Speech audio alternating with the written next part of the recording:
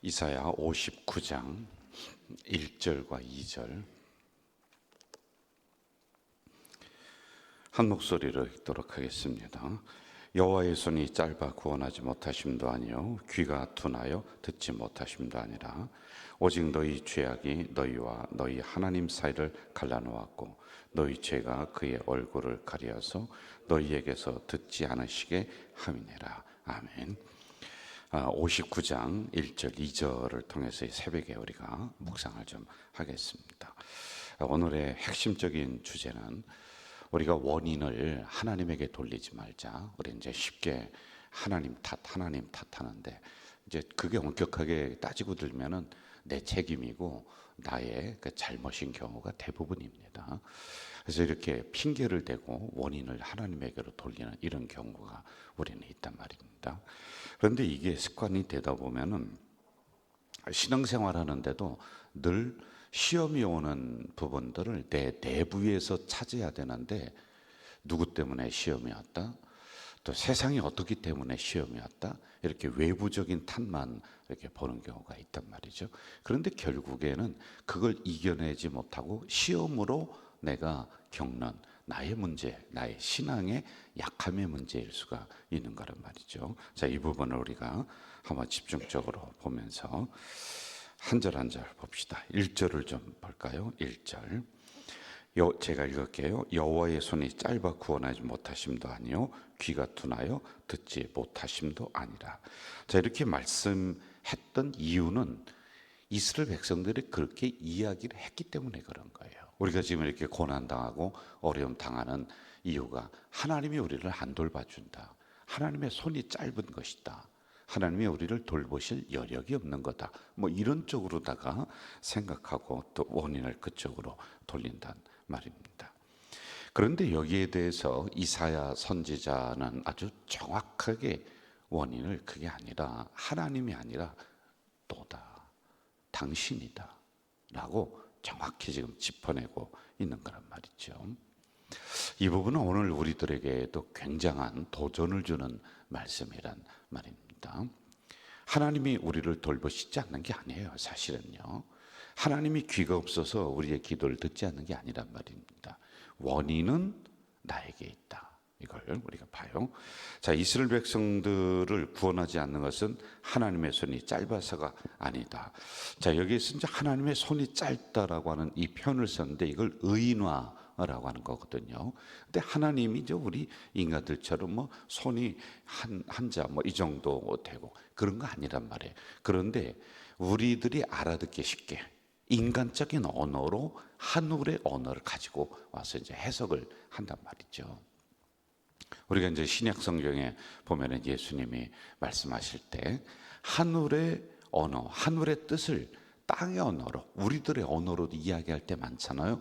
그래서 농사 짓는 거, 뭐 물고기 잡는 거, 이런 일들 가지고서 이렇게 설명을 한단 말입니다. 그런데 이렇게 하나님이 인간적인 한계성을 가지고 있는 이걸 비유했는데 한계성이 있는 분이 아니다. 이걸 얘기해요. 우리는 여러분 아무리 도와주고 싶어도 뭐 손이 닿아야지 도와주는 거 아니겠어요? 우리 한계성이 있단 말입니다. 부모님들이 지켜보는 가운데 아이들이 뭐 넘어지고 다치고 깨지고 이건 뭐 말할 수도 없는 거란 말이에요. 이렇게 한계적 존재가 우리 인간이다.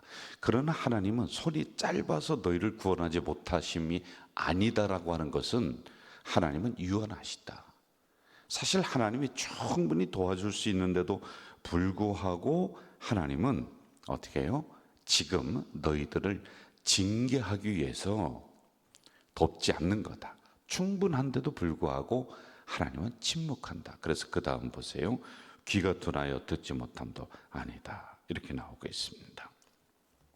여러분, 무서운 벌 중에 하나가 뭐냐면은 매를 들고서 매를 대는 것은 직접적인 체벌이기 때문에 그거 지나고 나면은 내가 그 잘못에 대해서 내가 상응하는 벌을 받았다.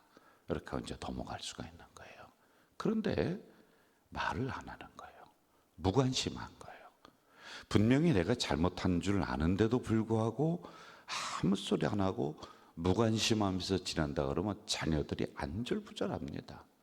우리 성도님들도 또는 우리 교육자들도 제가 정말 늘 관심을 갖고 있는데 어느 때 좀 시험이 이렇게 오느냐면 목사님이 나한테 무관심하다, 관심이 없다. 지금 내 집안 사정이 막 어려워서 이런 상황 속에 있는데 분명히 이걸 우리 목사님이 들었을 텐데 지나가면서 한마디를 안 하네. 그럴 때 목사님은 우리 집 사정에 아무런 관심이 없다. 무관심. 이게 서운한 거예요. 자, 사람들 관계에서도 이런데 하나님이 침묵하는 거야. 가만히 있는 겁니다. 전에는 적극적으로 와서 우리를 업어주시고 안아주시고 그러면서 그 광야를 지나셨던 적극적으로 개입하셨던 하나님이신데 이제 가만히 있는 거예요. 근데 여기에 대한 두려움이 있단 말입니다. 이게 가장 큰 심판이에요. 여러분 성경을 보면은 구약이 있고 신약이 이렇게 있어요. 구약은 말라기 4장 6절이 끝장입니다. 그리고 한 장을 넘기니까 마태복음이 나오는 거예요. 그렇죠. 그런데 이 한 장 사이에 400년이라는 시간이 흐릅니다. 400년. 그런데 이때 모든 성경학자들이 뭐라고 하냐면은 침묵 시대, 침묵.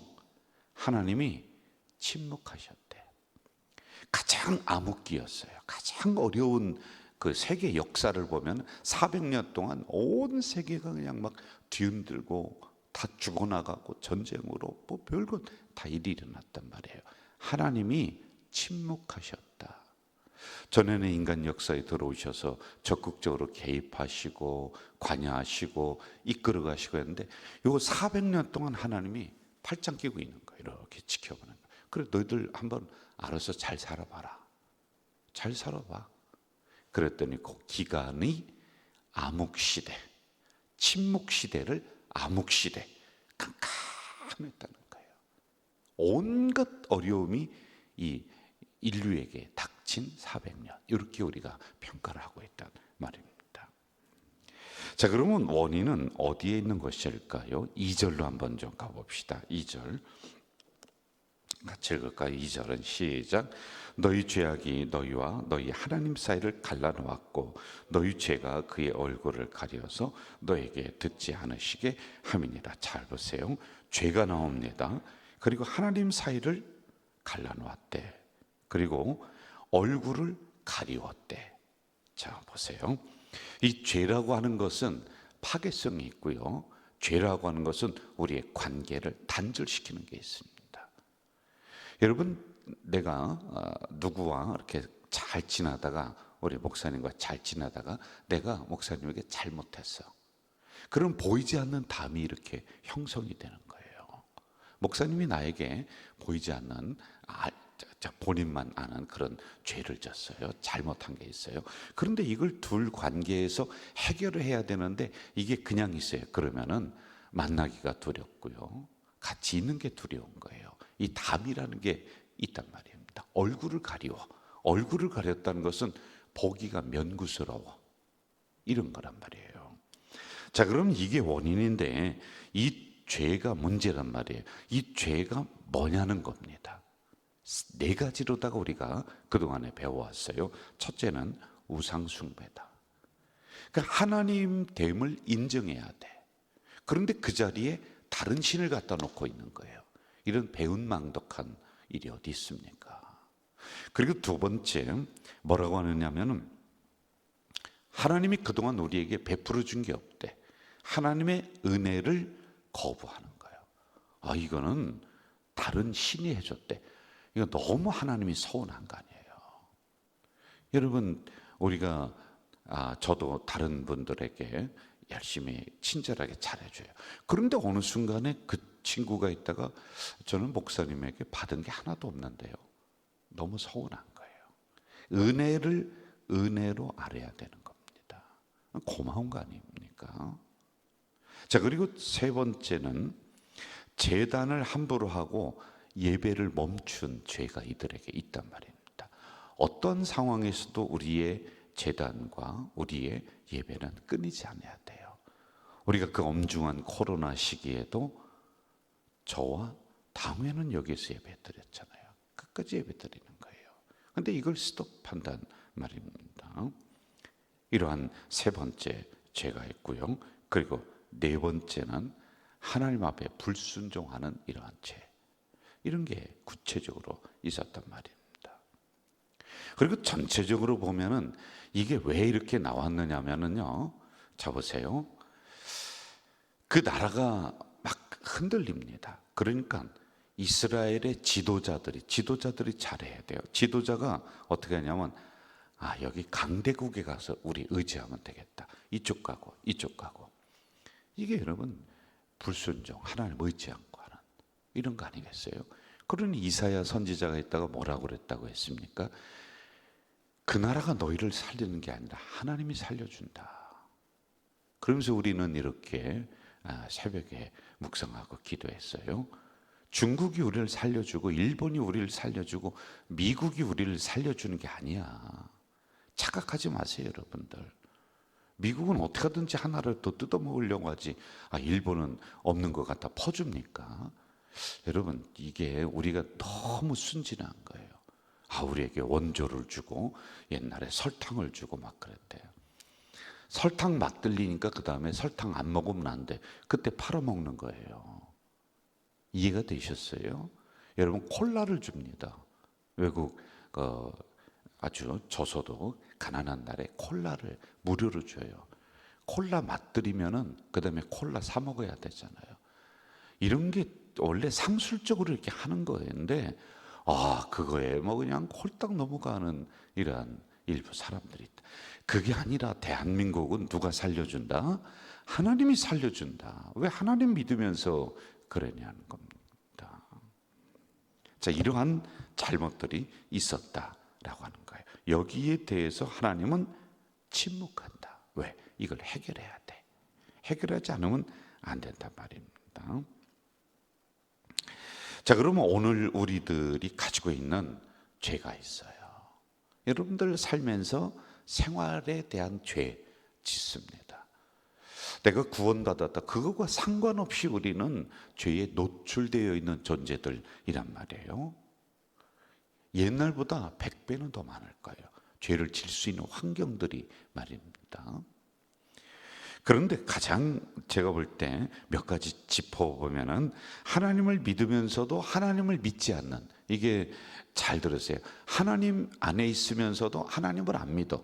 교회를 나오면서도 하나님 때문에 목이 말라. 물속에 있으면서도 물고기가 목이 말라 죽은 거와 똑같단 말이에요. 하나님 하는데도 우리는 하나님을 믿지 못하는 불신앙의 시대 속에 살고 있는 거예요. 여러분과 제가요. 여러분, 물고기가 목이 말라 물속에 있는데 그럼 어떻게 하면 돼요? 입만 벌리면 물이 들어와. 그런데도 우리는 이 하나님이라고 하는 이 넓은 헤아릴 수 없는 은혜의 바다에 살고 있는데 거기서 우리가 목이 말라 죽는다. 이 꼴이 바로 오늘 우리들에게 일어나는 거예요.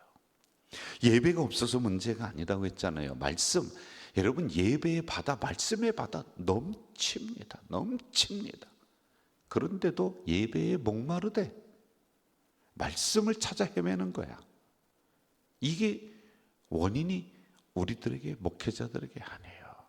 여러분의 신앙을 깊이 보세요. 우리가 하나님 믿습니다면서도 믿지 않는, 실제적으로 안 믿는 거예요. 돈 믿고 뺑 믿고 인간 먼저 믿고, 그게 여러분이 있지 않습니까?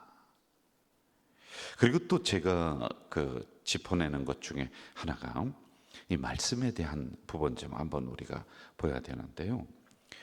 여러분, 말씀을 이렇게 선포하는데 오히려 세상 사람들은 그게 무슨 말씀이야 하고 그걸 들으려고 하는데 우리 오래 신앙생활한 사람들은 말씀을 안 들어요.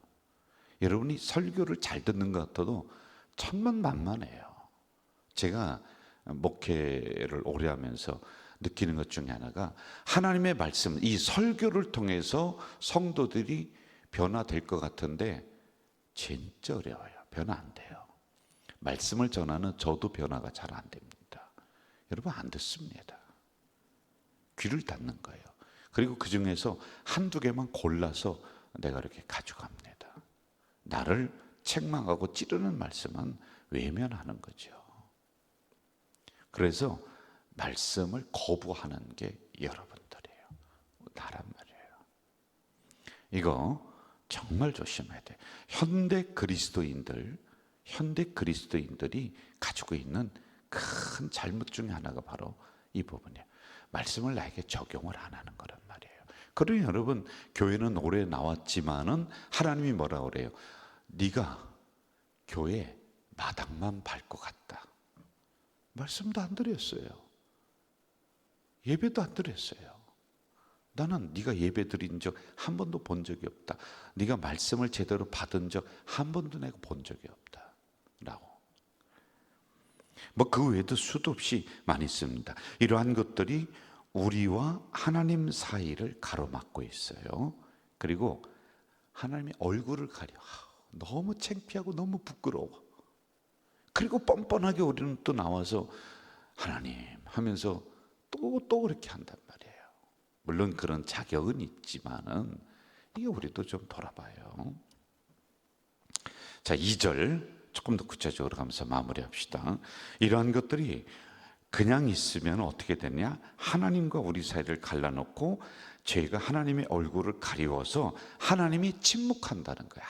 아무리 부르짖어도 아니 근본적인 원인을 해결하고 그리고 하나님 앞에 가야 되는데 이게 안 되니까. 그럼 이걸 어떻게 해결하느냐? 여러분, 우리에게 주신 것 중에 하나가 뭐가 있느냐 하면은 이럴 줄 알고 옛날에는 구약에는 양 잡고 소 잡아서 이 부분을 해결하라고 했어. 그런데 그렇게 하면 우리는 예수 믿다가 재산 거덜나요. 그렇지 않습니까? 그래서 회개라고 하는 것을 우리에게 주신 거란 말이에요. 베드로에게 예수님이 말씀하십니다. 이제 발을 씻기려고 하니 베드로가 아유, 제 더러운 발을 왜 씻깁니까? 그러자 내가 너 발을 씻겨야지.